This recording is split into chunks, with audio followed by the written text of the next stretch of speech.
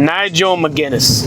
If you've been watching wrestling as long as I have, every story seems like a recycled premise. This is defense mode switching to attack mode, and I just read this article where I guess he was on the TV Insider. He did an interview there, and basically for the 1,000th time, he talked about how everybody got when he retired wrong, and that only had to do with just him being injured and WWE not wanting to sign him because of the injury, the arm injury or the shoulder injury.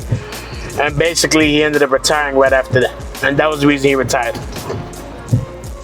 Now, I don't know anybody who's stupid enough to actually believe that story. The rumor going around, which he always... First of all, when the rumor started going around, he didn't immediately deny it. He took a sweet time denying it, and then when he finally came up with his own documentary about himself, he went ahead and denied it again. I don't know what the hell he's so ashamed of.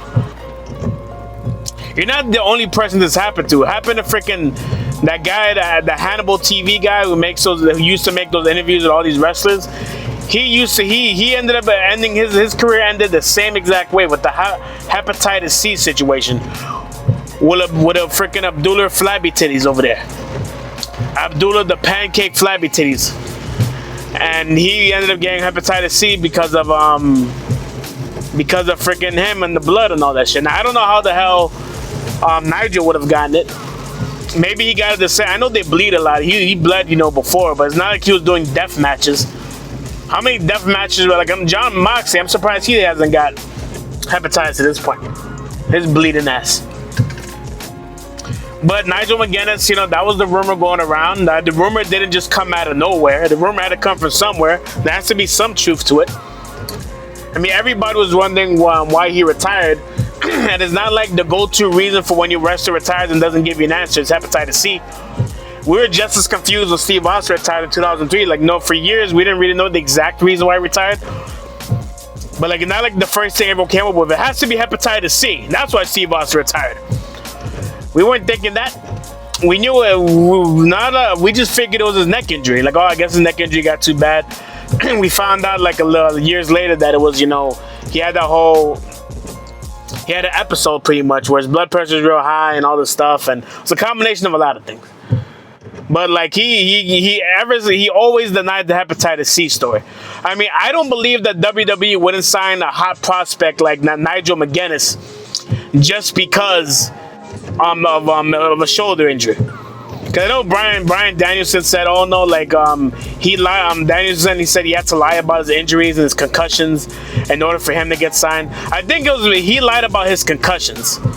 And truth be told, I don't know if Danielson would know exactly how much concussions he ever got in his entire career anyway. So the whole lying about it, I don't think. Maybe Daniel Bryan's been concussed so much that he doesn't even know really how many concussions he had. Nobody really does. You ask McFoley. McFoley's like, shit, when you get a concussion, when you see SARS, what happened? How many times that happened to me? 100? Hundreds or something like that. It's concussions and the injury is different. His arm and shoulder was badly injured. But I don't think that would be a reason they wouldn't sign him, or they would never sign him. They would probably just tell him, hey, get your shoulder healed up, and then once Nigel McGuinness' shoulder healed up, he calls them again, gets checked again. Oh, you're good? Okay, here's your contract. And then that being the reason why he retires makes no sense either. Or I couldn't make a living, and I don't want to go back to Ring of Honor because I was making money there, so I just retired straight up.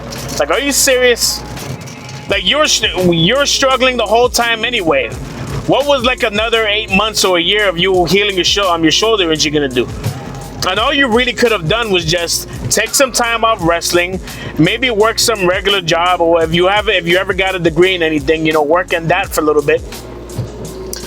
Get yourself a regular job until your shoulder injury heals, and then once it's healed, you get yourself back in shape. You ask WWE, my shoulder's fully healed now, could I come back? I'm pretty sure they would have took him. It's not like Nigel McGuinness was some fucking scrub. He was a Ring of Honor champion, one of the hottest prospects. He was just as hot a prospect as Daniel Bryan, Bryan Danielson, and anybody else that's ever came out of Ring of Honor. Him, Tyler Black, eventually Seth Rollins. He was a hot prospect. All of them were. And it's not. And he actually had height. Not like he was one of these short guys, like a lot of the Ring of Honor guys was.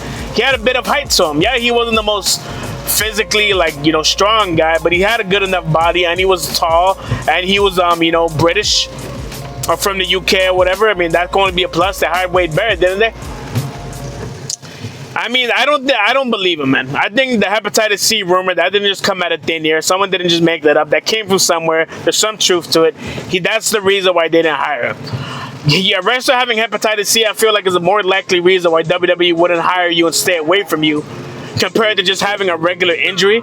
And that regular injury is why you're retired? Come on, man. You seriously think anyone's buying that? You could have found yourself, you could have worked the regular job, and then maybe there's just no way. All you do is take some time off, heal up, and come back. And every time he does an interview, he's always like, oh no, just injuries, and I couldn't make a living. And come on, man. This is Attack Monsters back to defensive mode, and I'm out. Peace.